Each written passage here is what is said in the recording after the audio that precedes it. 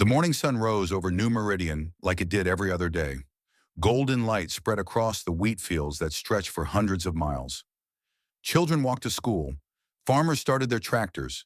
Scientists at the university prepared their experiments. It was a normal day on a world that had become home to 2.3 million humans. New Meridian was everything humanity had dreamed of when they first reached for the stars. The air was clean. The soil was rich. The colony had grown from a small outpost to a thriving civilization in just 40 years. People came here to build a better life, away from the crowded cities of Earth. They built hospitals and libraries. They planted orchards and vineyards. They opened their doors to alien scholars who wanted to study alongside human scientists. Captain Sarah Webb stood on the bridge of the patrol ship Sentinel and watched the planet below. Her ship was one of 6 that protected the colony. They were small vessels meant for customs inspection and emergency rescue. Nobody expected them to fight a real battle. New Meridian was far from any conflict. The colony had no enemies. That changed when the Dominion fleet appeared. 200 warships dropped out of faster-than-light travel at the edge of the system. They were massive vessels, each one bristling with weapons. The Dominion of the Eternal Throne had ruled their corner of the galaxy for 10,000 years. They had conquered dozens of species. They had never lost a war. Captain Webb felt her blood turn cold as she read the sensor data. This was not a diplomatic visit. This was an invasion force. The message came 30 minutes later. The Dominion commander appeared on every screen in the colony. He was a Vexari, tall and thin, with gray skin and eyes like black stones. His voice was calm and cold. Humans of this world, I am Fleet Admiral Krath of the Eternal Throne. 3 days ago, your government refused our generous offer of protection. They rejected the chance to join our dominion as a valued member species. This was a mistake. We have come to correct it. He paused and let his words sink in. You have 12 hours to evacuate this planet. Take whatever you can carry. Leave everything else behind. When the time expires, we will cleanse this world of all human presence. This is not a negotiation. This is your only warning. The transmission ended. Panic spread across New Meridian like wildfire. People rushed to the spaceports. They fought for seats on cargo ships. Parents carried crying children through crowds. The elderly and sick were left behind because there was no room. Captain Webb contacted Earth immediately. She begged for help. She begged for more time. The response came back in minutes. Hold your position. Reinforcements are coming. But Webb knew the truth. Earth was weeks away. No help could arrive in 12 hours. She gathered her 6 patrol ships and prepared to do the impossible. When the Dominion fleet began its advance, the Sentinel and her sister ships moved to intercept. 6 tiny vessels against 200 warships. It was not a battle. It was a statement. It was humans saying that they would not go quietly into the darkness. The fight lasted less than a minute. The Dominion ships did not even slow down. They swatted the patrol ships aside like insects. Captain Webb died when her bridge exploded around her. She never saw the flames that came next. The Dominion fleet took up position in orbit around New Meridian. They waited until the 12 hours expired. Not 1 second more, not 1 second less. Then they opened fire. The first strikes hit the major cities. Plasma beams fell from the sky like the anger of ancient gods. Buildings melted. Streets became rivers of fire. People who had not escaped were vaporized in an instant. Those farther from the impact points had longer to suffer. The farms burned next. 50 years of careful cultivation turned to ash in minutes. The forests that humanity had preserved became walls of flame. The oceans boiled along the coastlines. The hospitals were not spared. The schools were not spared. The university where human and alien scholars had worked side by side became a crater of glass and stone. 200,000 humans escaped on refugee ships. They watched from space as their world died. They saw the green and blue planet turn black and orange. They heard the final transmissions from those left behind. Then there was only silence. 2.1 million humans died on New Meridian. Men and women, children and grandparents, doctors and farmers, teachers and students. They died because their government had refused to surrender. They died because the Dominion wanted to send a message. The message reached Earth 3 days later. President Catherine Okonkwo sat in her office and watched the footage. She saw the cities burn. She heard the screams. She read the names of the dead as they scrolled across her screen. Beside her stood Admiral James Chen, commander of Humanity's Defense Forces. Neither of them spoke for a long time. The footage spread across every human world within hours. People gathered in public squares to watch. They stood in silence. Some wept, some prayed, some simply stared with empty eyes. On Earth, in Paris and Tokyo and New York, crowds filled the streets. They did not riot. They did not panic. They waited. They wanted to know what their leaders would do. The Galactic Council sent a message of condolence. Several alien species expressed their sympathy. The Dominion ambassador appeared on galactic broadcast to explain that humanity had brought this tragedy upon themselves.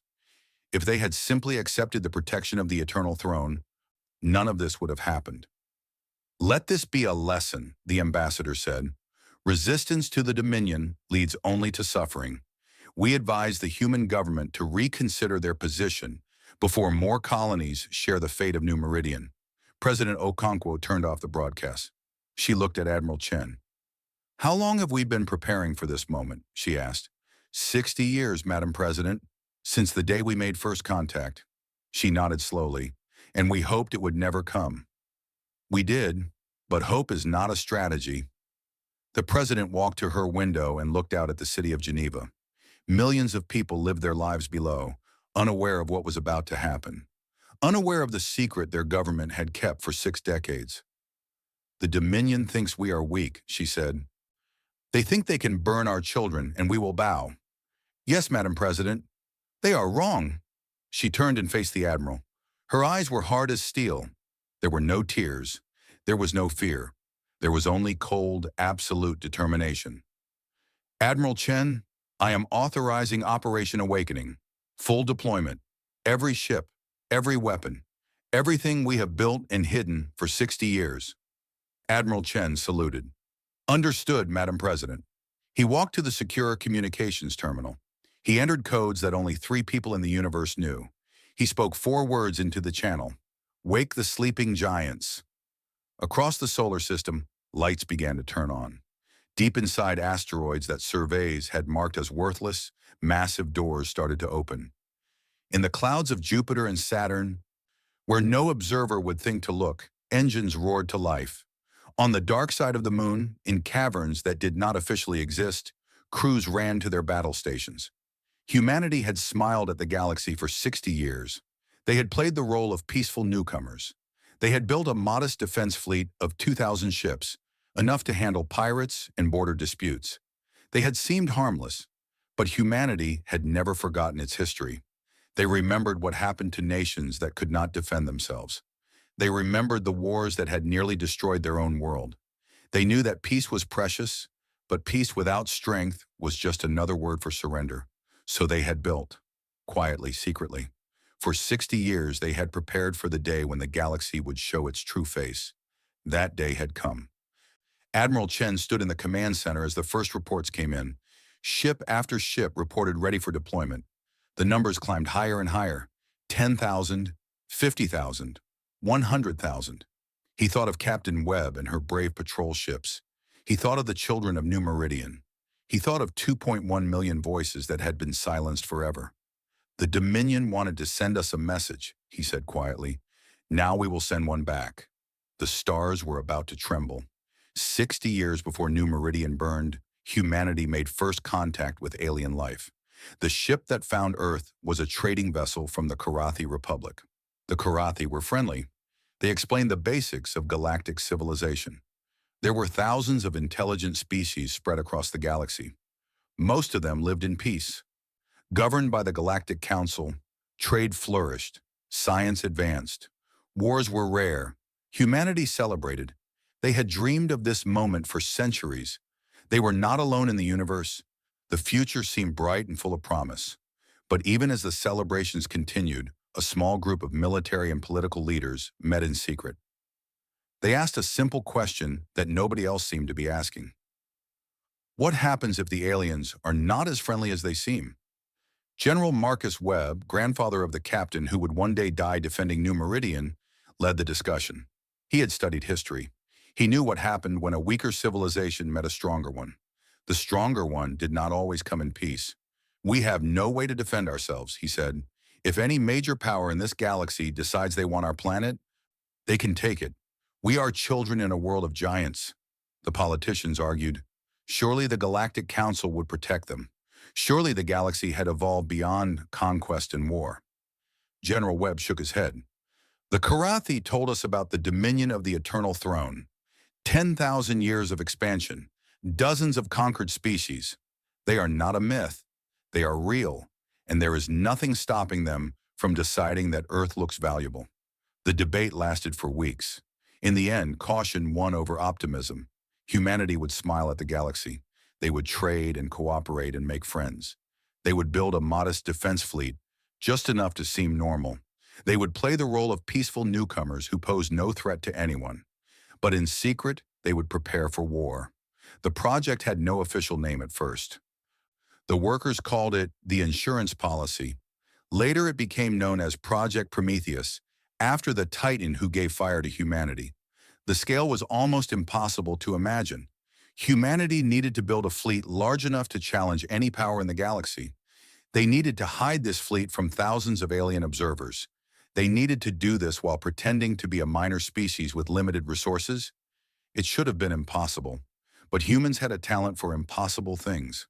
The first shipyards were built inside asteroids in the belt between Mars and Jupiter. Mining companies provided cover. Officially, they were extracting metals and minerals. Unofficially, they were hollowing out entire rocks and filling them with construction facilities. The ships they built were called Dreadnoughts. Each one was 3 kilometers long. Each one carried enough firepower to destroy a small moon. Each one was crewed by 5,000 trained personnel. The technology came from everywhere. Human scientists worked day and night to improve alien designs. They bought patents and stole secrets. They invented new weapons that no other species had imagined. They tested everything in the depths of space where no one would see. The personnel came from every nation on Earth. They were told they were joining a special defense program. They trained in hidden facilities. They served on ships that did not officially exist. Their families thought they worked in deep space mining or research stations. Every year, the fleet grew larger. 10,000 ships, 50,000, 100,000. The cost was staggering. Entire economies were reshaped to fund the project. Trillions of credits disappeared into black budgets. Generations of leaders kept the secret, passing it down to their successors. Some people asked questions. Journalists investigated unusual spending patterns. Scientists wondered about missing resources. But the cover stories held. The galaxy never suspected. By the time New Meridian burned, humanity had built 300,000 dreadnoughts. They waited in the darkness of space. They hid in asteroid fields and gas giant clouds. They sat in caverns beneath barren moons. They were crewed and ready, waiting for an order that might never come. Now that order had been given. Fleet Admiral James Chen stood on the bridge of the UNSC Vengeance, the flagship of the hidden fleet. Around him, officers worked at their stations with calm efficiency. They had trained for this moment their entire careers. "Admiral, all sectors are reporting in," his executive officer said. "Full deployment will be complete in 48 hours. Chen nodded. "And the Dominion?" "They have returned to their space. They are preparing for what they expect to be a quick conquest." "Then let us change their expectations." Across the galaxy, in the Dominion capital, Fleet Admiral Krath was celebrating his victory. The burning of New Meridian had been broadcast across the Empire. Billions of Vexari had watched the flames and cheered. The weak humans had learned their place. The Eternal Throne was pleased. The Dominion would soon add another species to its collection. Human slaves would serve Vexari masters. Human worlds would become Dominion property. It was the natural order of things. Krath received the first strange reports 3 days after New Meridian. A scout ship at the border detected unusual energy signatures. Thousands of them. He dismissed the report. Sensor errors. Space debris. Perhaps a small human fleet coming to negotiate surrender. He ordered a patrol squadron to investigate. The patrol squadron never reported back. More reports followed. Sensors at a dozen outposts showed massive objects moving through human space. The signatures were unlike anything in Dominion records. The numbers made no sense. "This is impossible," Krath said when he saw the data. The humans have 2,000 ships. That is confirmed intelligence. Admiral, the sensors are very clear, his intelligence officer replied. We are detecting at least 50,000 vessels, possibly more. Then the sensors are wrong. Run a full diagnostic. The sensors were not wrong. On the Galactic Council station, observers from dozens of species watched in disbelief as the human fleet assembled. They had expected some kind of response to New Meridian, a diplomatic protest, perhaps a small military strike, a gesture of defiance before the inevitable surrender. Instead, they saw an armada beyond imagination. The human ambassador, a gray-haired woman named Elena Vasquez, sat quietly in her seat as the other ambassadors demanded explanations. Where had these ships come from? How had humanity hidden them? What did this mean for galactic peace? Vasquez said nothing. She had her orders. The Dominion ambassador was less calm. He screamed that this was a trick, an illusion, a violation of galactic law. He demanded that the Council condemn humanity. He demanded that other species join the Dominion in crushing this threat. No one moved to support him. Every ambassador was doing the same calculation. If humanity had really built this fleet, then the balance of power in the galaxy had just changed forever. Admiral Chen watched the fleet assembly from his flagship. Every hour more ships arrived. They came from every corner of human space, from hiding places that had waited decades for this moment. Current count, he asked. 287,000 dreadnoughts deployed. The remaining ships will arrive within 24 hours. Chen looked at the tactical display. It showed a cloud of blue dots so thick that individual ships were impossible to distinguish. 300,000 vessels of war, crewed by 1.5 billion trained personnel. Sir, his communications officer said, we are receiving a transmission from the Galactic Council. They are demanding that we explain our intentions. Chen smiled grimly. Tell them to watch and learn. He turned to address the fleet. His image appeared on screens across thousands of bridges. His voice reached millions of ears. Sailors of the United Nations Space Command. 60 years ago, our ancestors made a decision. They decided that humanity would never again be at the mercy of those who wished us harm. They built this fleet so that we could defend our people. They sacrificed in secret so that their children might live in peace. He paused. 3 weeks ago, the Dominion of the Eternal Throne burned New Meridian. They killed 2.1 million of our brothers and sisters. They did this because they thought we were weak. They thought we could not fight back. His voice hardened. They were wrong. We are not here for conquest. We are not here for empire. We are here because our people were murdered, and we will not let that crime go unanswered. We fight so that no human colony will ever burn again. Across the fleet, crews stood at attention. Some wept. Some prayed. All of them felt the weight of history on their shoulders. In 6 days, we will arrive at the Dominion border. In 6 days, we will show the galaxy what humanity can do. Prepare for battle. The fleet began to move. 300,000 dreadnoughts turned toward Dominion space. The largest armada in galactic history started its advance. On the Galactic Council station, the Dominion ambassador finally stopped screaming. He looked at the tactical projections on his screen. He saw the size of the human fleet. He saw the projected route. He understood what was coming. For the first time in 10,000 years, the Dominion of the Eternal Throne knew fear. The Dominion High Command met in emergency session for the first time in 300 years. The chamber was ancient, built when the Vexari first united their homeworld under a single throne. Statues of past emperors lined the walls. Banners celebrated 10,000 years of conquest. Everything in the room spoke of power and permanence. Now that power faced its greatest test. Emperor Krathus VII sat on the eternal throne, the same seat his ancestors had occupied for 100 generations. He was old by Vexari standards, his gray skin wrinkled and his movements slow. But his mind remained sharp, and his eyes burned with anger. Explain this to me, he said. How did we miss a fleet of this size? Fleet Admiral Krath, who shared the Emperor's name but not his blood, stepped forward. He had commanded the attack on New Meridian. He had celebrated the burning. Now he struggled to keep his voice steady. Your Majesty, our intelligence indicated that humanity possessed approximately 2,000 combat vessels. This was based on 60 years of observation. Every report we received confirmed these numbers, and yet they appeared to have 300,000. Yes, Your Majesty, the Emperor leaned forward. Were our spies incompetent? Were they deceived? Or were they lying to us? I do not know, Your Majesty. We are investigating. Investigate faster. The Emperor turned to his war council. 12 of the highest-ranking military officers in the Dominion sat at the table. They commanded fleets that had crushed dozens of species. They had never lost a major war. What are our options? The Emperor asked. Grand Admiral Voss, the oldest and most experienced of them, spoke first. Your Majesty, we must consider the possibility of negotiation. The human fleet outnumbers our entire navy by more than 7 to 1. Even with our superior experience and technology, those numbers, negotiation? The Emperor's voice cracked like a whip. We burned their colony. We killed millions of their people. What negotiation do you imagine is possible? Voss lowered his eyes. I simply wish to present all options, Your Majesty. The humans will not negotiate. They are coming to destroy us. The only question is whether we can stop them. The Emperor looked around the table. Can we? Nobody answered.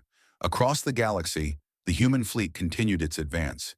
It moved in perfect formation, a wall of steel and fire that stretched across light years of space. Scout ships raced ahead to mark the path. Supply vessels followed behind with fuel and ammunition. Medical ships prepared for casualties. Admiral Chen barely slept. He studied tactical projections. He reviewed intelligence reports. He planned for every scenario his officers could imagine. The Dominion is mobilizing everything they have, his intelligence chief reported. 40,000 warships from across their empire. Another 20,000 from allied species who owe them military obligations. 60,000 ships, Chen said, against 300,000. Yes, sir, but they know their space better than we do. They have prepared defensive positions for centuries, and they are fighting for their homes. Chen nodded. He understood the danger of overconfidence. History was full of large armies that had been defeated by smaller forces with better tactics and more determination. We will not underestimate them, he said, but we will not let them stop us either. The galaxy watched the approaching storm with a mixture of terror and fascination. Neutral species sent observation ships to track the human fleet. They transmitted footage back to their homeworlds. Billions of beings saw the endless rows of dreadnoughts. They counted ships until the numbers lost all meaning. On the Galactic Council Station, debates raged for days. Some species called for intervention. The humans must be stopped. They must be forced to stand down. If they destroyed the Dominion, what would stop them from conquering everyone else? Others argued caution. The Dominion had burned a human colony without provocation. They had killed millions of innocent people. Did they not deserve whatever punishment the humans delivered? Ambassador Vasquez sat through these debates in silence. She had no interest in galactic opinion. Her people had been murdered. Her government had made its decision. Nothing the council said would change what was coming. The Dominion ambassador tried a different approach. He appeared on galactic broadcasts to plead for support. He spoke of the threat humanity posed to all civilized species. He warned that if the Dominion fell, humans would become the new masters of the galaxy. They pretended to be weak, he said. They hid their weapons. They deceived us all. What kind of species does this? What else are they hiding? Today they attack us. Tomorrow they will attack you. His words found some sympathy among species that had always feared newcomers. But most observers saw through the propaganda. The Dominion had started this war. The Dominion had chosen violence when diplomacy was offered. Now they faced the consequences. On the fourth day of the advance, the human fleet reached the Dominion border. Automated defense stations opened fire immediately. Hundreds of weapons platforms unleashed everything they had. Plasma beams and missile swarms filled the space ahead. The human fleet did not slow down. Dreadnoughts rotated their shields to absorb the incoming fire. Point defense systems shot down missiles by the thousand. Return fire reduced the defense stations to expanding clouds of debris. Minimal damage, the tactical officer reported. 3 ships with minor shield degradation. No casualties. Chen watched the border defenses disappear from his display. Continue advance. Maintain formation. The Dominion had expected their border defenses to slow the human fleet. They had expected time to complete their mobilization. Instead, the humans swept through like a tide, sweeping away sandcastles. Reports reached the Dominion High Command within hours. The border had fallen, the humans were advancing into Dominion territory. Nothing had stopped them. Emperor Krath received the news in his private chambers. He stood before a window that looked out over the capital city. Billions of his subjects lived in the towers below. They depended on him for protection. For the first time in his long life, he did not know if he could provide it. "What are our losses?" he asked. 7,000 patrol ships and defense platforms destroyed," his aide replied. "The main fleet is still assembling at the home system." "How long until the humans arrive?" "At their current speed, approximately 48 hours." 48 hours. 2 days to prepare for the largest battle in galactic history. 2 days to find some way to stop an enemy that outnumbered them 7-1. The Emperor turned from the window. "Order all civilians to the shelters. Activate every planetary defense system. Tell the fleet to hold nothing back." "Yes, Your Majesty." "And the Allied ships?" "Tell them to fight or run. We have no time to coordinate with cowards." The aide hesitated. "Your Majesty, some advisors have suggested that you evacuate to a secure location. If the battle goes badly, there will be no secure location in the galaxy for any Vexari. I will remain here. I will face what I have brought upon my people." For all his faults, Emperor Krath VII was not a coward. He had started this war with his approval of the New Meridian attack. He would see it through to the end. On the human flagship, Admiral Chen prepared his final battle plans. His officers had run thousands of simulations. They had studied Dominion tactics. They had identified weaknesses and prepared countermeasures. The odds were overwhelmingly in their favor. But Chen knew that war was never certain. Ships would be lost. People would die. The victory they sought would be paid for in blood. He addressed his senior commanders one last time. "In 24 hours, we will engage the Dominion fleet. They will fight with everything they have. They are defending their homes and their families. Do not expect them to surrender easily." He paused. "But remember why we are here. Remember New Meridian. Remember 2.1 million voices that were silenced. We fight for them. We fight for every human colony that might be the next target. We fight so that no one in this galaxy will ever think that humans are easy prey." The commanders saluted and returned to their ships. Chen stood alone on the bridge, watching the stars drift past. Somewhere ahead, the Dominion waited. Somewhere ahead, history would be written in fire and steel. He thought of his grandfather, who had helped start Project Prometheus 60 years ago. The old man had died, hoping that the fleet would never be needed. His hope had not been granted. "I wish you could see this," Chen said quietly. "I wish you could know that your work was not wasted." The fleet jumped to hyperspace. The next time they emerged, they would be in the heart of enemy territory. The final battle was about to begin. The human fleet emerged from hyperspace like a wave breaking against the shore. 300,000 dreadnoughts filled the space around the Vexri home system. They spread across millions of kilometers, a wall of metal and weapons that blocked out the light of distant stars. Sensors across the system screamed warnings. Alarms rang on every ship and station. The Dominion fleet waited in defensive formation around their homeworld. 40,000 warships, the largest gathering of military might in Vexari history.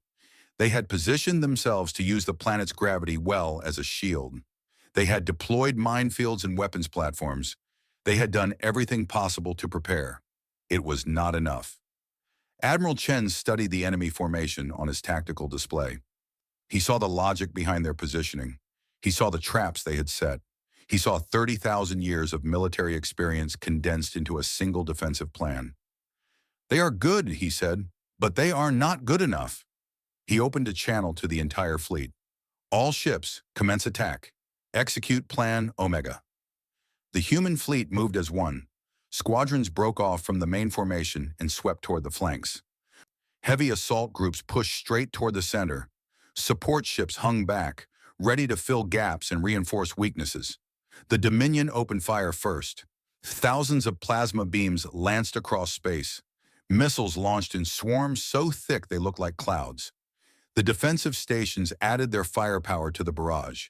Human shields flared as they absorbed the incoming fire. Some ships staggered under the assault. A few fell out of formation with damaged systems. But the fleet kept advancing. Return fire began seconds later. Human weapons used technologies that the Dominion had never seen. Railguns launched projectiles at a significant fraction of light speed. Energy beams cut through shields that had stopped every previous weapon. Smart missiles found weak points and exploited them.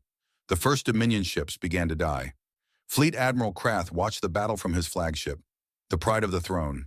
He had commanded Vexari forces for 40 years. He had won a dozen major engagements. He had never seen anything like this. Focus fire on their lead ships, he ordered. Concentrate everything on a single target. His fleet obeyed. 200 warships turned their weapons on a single human dreadnought. The combined firepower of a small armada struck the human ship in a continuous stream. The dreadnought's shields held for 30 seconds. Then they collapsed. The ship exploded in a ball of fire and debris. Target destroyed, his tactical officer reported. Good. Select the next. He stopped. On his display, he watched as human ships simply flowed around the gap left by their fallen comrade. No hesitation, no pause. The fleet kept advancing as if nothing had happened. And in the time it had taken to destroy one human ship, the Dominion had lost 15. The battle became a slaughter. Human tactical coordination was beyond anything the Dominion had encountered. Ships worked together in perfect harmony, covering each other's weaknesses and exploiting every opening. When a Dominion ship turned to engage one enemy, two more would strike from different angles. The Dominion formation began to collapse within the first hour. Ships that moved to support falling comrades exposed themselves to flanking fire. Ships that stayed in position were overwhelmed by concentrated attacks. There was no safe choice. Admiral Krath tried to rally his forces. He ordered counterattacks. He called for reinforcements from allied species. He threatened and pleaded and commanded. Nothing worked. His allied ships broke first. The species that had joined the Dominion out of fear or obligation had no desire to die for Vexari pride. Their fleets began jumping to hyperspace, abandoning the battle. Cowards, Krath spat. Miserable cowards. But he understood. They were not running from the Dominion. They were running from the future. They could see what was coming, and they wanted no part of it. The battle lasted 4 hours. 4 hours of continuous combat. 4 hours of ships dying in fire and vacuum. 4 hours of the largest naval engagement in galactic history. When it ended, the Dominion fleet had ceased to exist. 35,000 Dominion warships were destroyed. Another 3,000 surrendered when their commanders realized that further resistance was pointless. 2,000 managed to escape into hyperspace. Human losses were 847 dreadnoughts. Less than 1% of the attacking fleet. Admiral Chen looked at the final count and felt nothing. No triumph, no satisfaction, only a cold awareness that the hardest decision was still to come. Admiral, his communications officer said, we are receiving a transmission from the Dominion homeworld. The Emperor wishes to discuss terms. Put him through. Emperor Krath Zerevin appeared on the main screen. He looked older than his official portraits. His gray skin had turned almost white. His eyes showed a man who had watched his world crumble around him. Admiral Chen, he said, I wish to negotiate the surrender of the Dominion. The Dominion has nothing left to negotiate with, Your Majesty. Your fleet is destroyed. Your allies have abandoned you. Your homeworld lies defenseless before us. I understand this. I am not asking for mercy for myself. I am asking for mercy for my people. Chen leaned forward. Your fleet showed no mercy to the people of New Meridian. Your ships burned a peaceful colony. They killed 2.1 million innocent people, including children, elderly, and sick who could not evacuate in time. Why should we show you anything different? The Emperor closed his eyes. When he opened them again, there were tears on his alien face. I have no answer that would satisfy you, Admiral. I ordered the attack. I approved the methods. The blood of your people is on my hands. He paused. But the billions of citizens on my world did not make that decision. The children in our cities did not vote for war. If you must have vengeance, take it from me. Take it from my government. But please spare the innocent. Chen cut the transmission without responding. He turned to face the tactical display. The Dominion homeworld hung in space before him. 14 billion Vexari lived on that planet.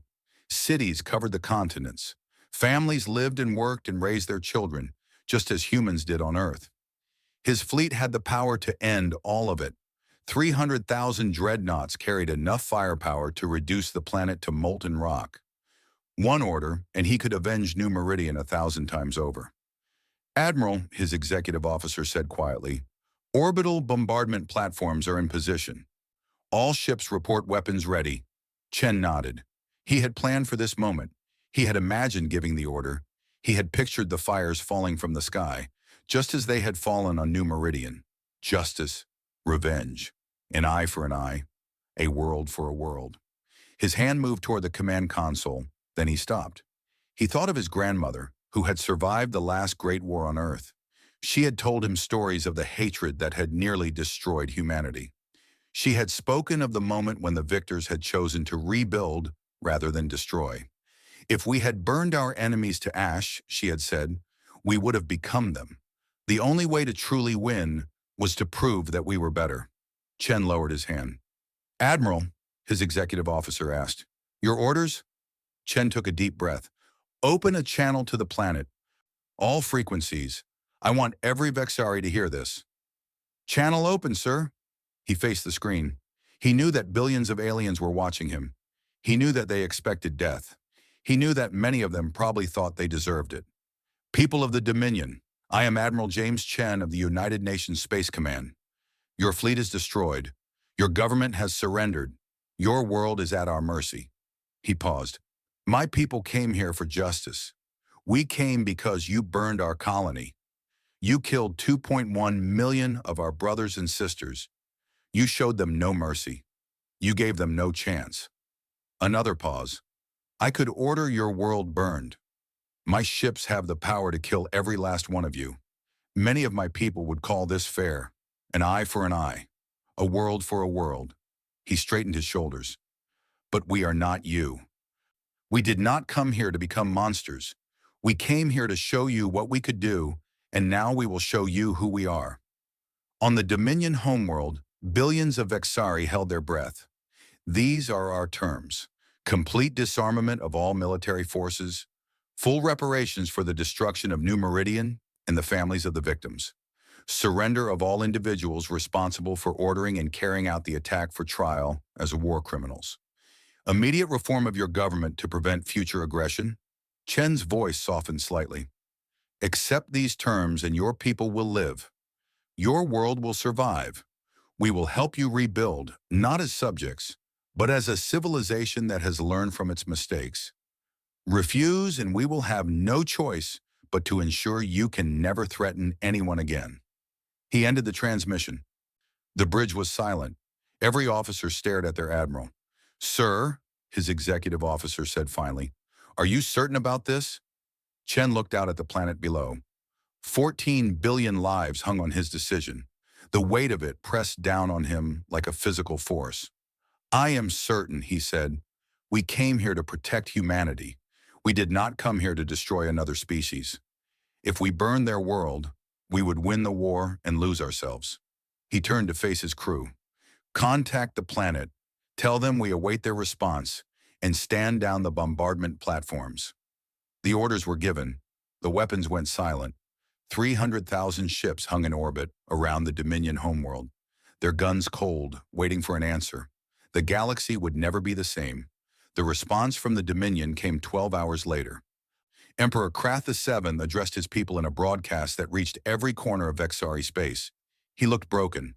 His voice shook, but his words were clear. For 10,000 years, our empire has ruled through strength. We conquered because we could. We took what we wanted because no one could stop us. We believed this made us great. He paused. We were wrong. The humans have shown us what true strength looks like.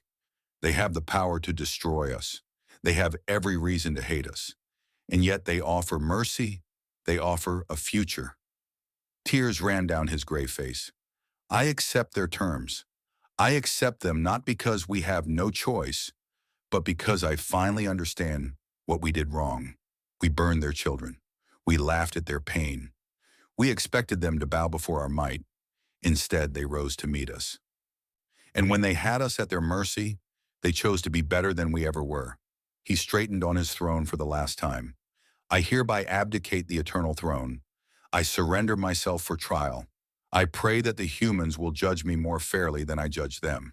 And I pray that my people will learn from this moment. Strength without wisdom is nothing.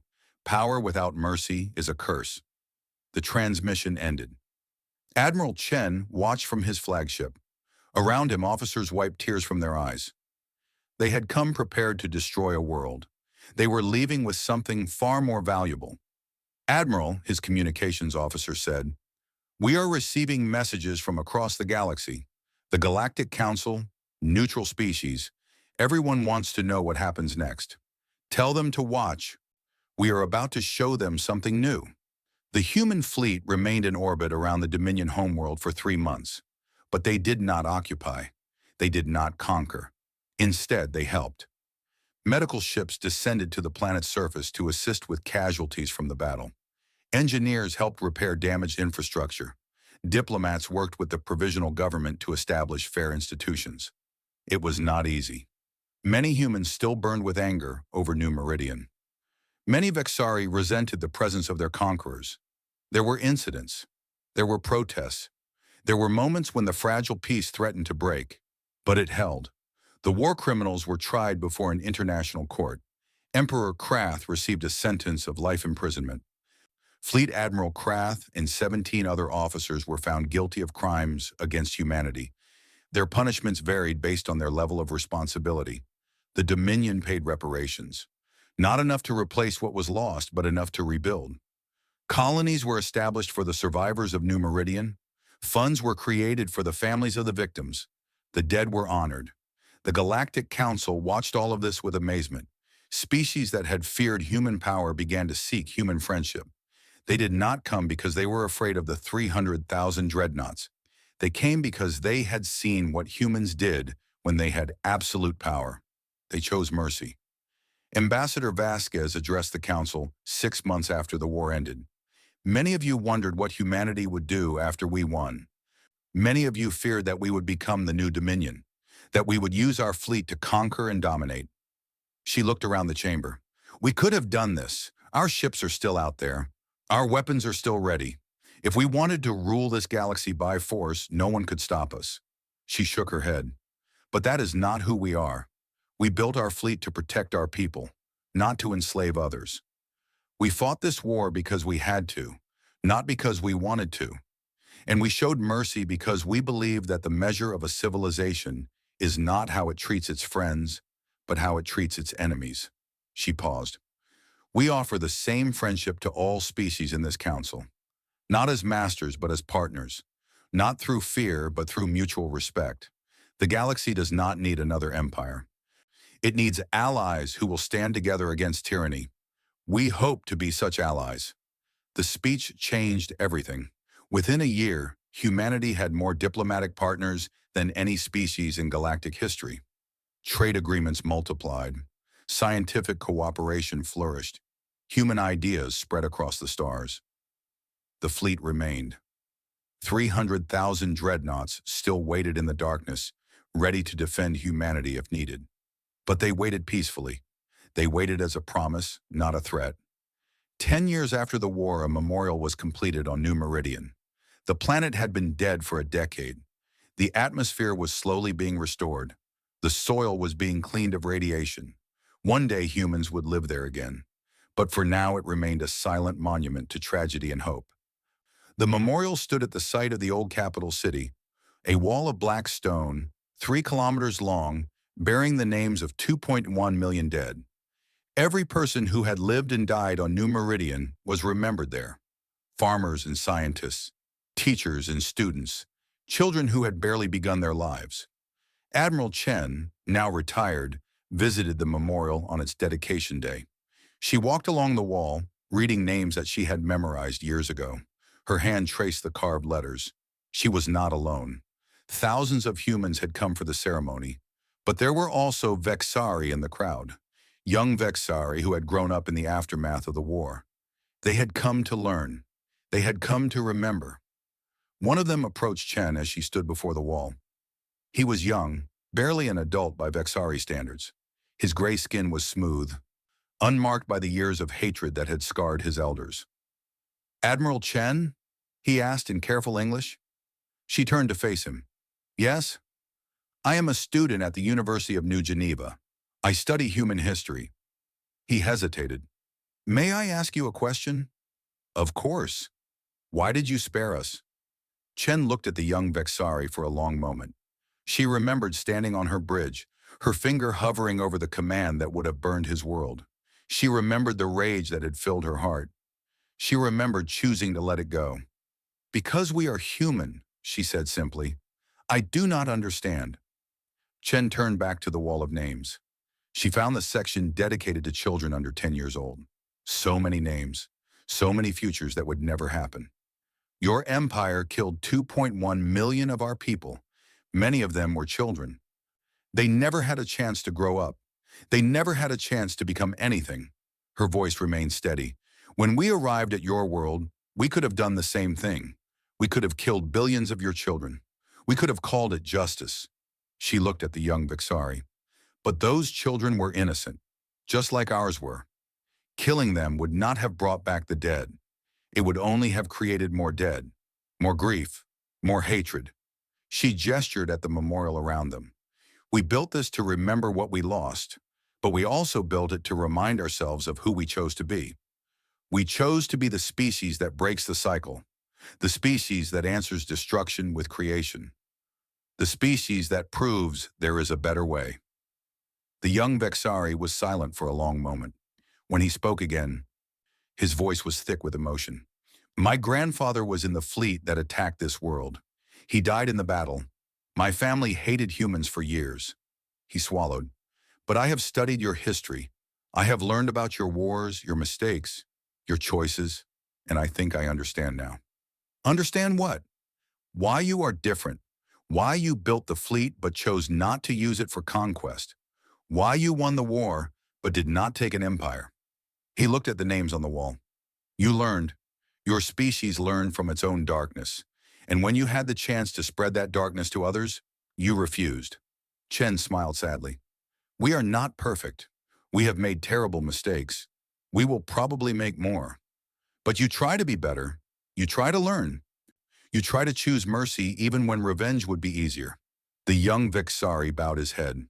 "I came here today to apologize for what my people did. But I also came to say thank you. Thank you for giving us the chance to learn too." Chen reached out and touched his shoulder. "That is all we ever wanted. Not submission, not fear, just the chance to share the future together." They stood together in silence, human and Vexari, before the wall of the dead. Around them, the barren landscape of New Meridian stretched to the horizon. But already there were signs of green returning. Already there was hope. In the distance, construction vehicles worked on the foundations of a new city. Human and Vexari workers labored side by side. They were building something that had never existed before. Not conquest, not empire. Just two species. Former enemies, choosing to create instead of destroy. Chen looked at the names on the wall one last time. "This is how we honor them," she said quietly. "Not by becoming what destroyed them, but by building what they believed in." The young Vexari nodded. "I understand now." They walked away from the memorial together. Behind them, 2.1 million names stood witness to both the worst and the best of what intelligent beings could do. The galaxy had learned something that day at New Meridian. It had learned that power alone did not make a species great, that strength meant nothing without wisdom, that the true measure of a civilization was not its weapons or its conquests, but its choices. Humanity had chosen to be merciful, and in doing so, they had become something greater than any empire that ruled through fear. They had become the hope of the galaxy,